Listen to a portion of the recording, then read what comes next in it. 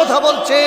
আজকে আপনার top two button পর্যন্ত প্রত্যেকটা নেতা কর্মীকে প্রতিপন্ন করে চরিত্রহীন লম্পট যারা সারাটা জীবন যারা চরিত্রের কোনো বালাই নাই, ওই সমস্ত মানুষগুলি আজকে আমাদেরকে নিয়ে বাজে ইঙ্গিত করে আমাদের দিকে আঙ্গুল তুলে আজকে কথা বলার দুঃসাহস তারা দেখাচ্ছে।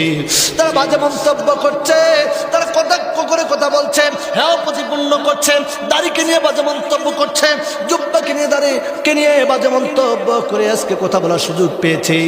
ও আমার দায়িত্বশীল ভাইয়েরা, আপনাদের কাছে আমাদের উদাত্ত আহ্বান, আমাদের দাবি থাকবে, আমরা কোনো সময় অন্যায়ের সাথে আপোষ করতে পারি না।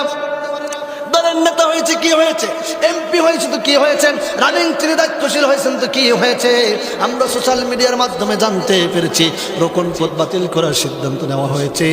আমরা দাবি করছি শুধু রোকন পদ বাতিল করলে হবে না, প্রচলিত আইনে তাকে শাস্তি দেওয়ার জন্য জোর দাবি জানাতে হবে।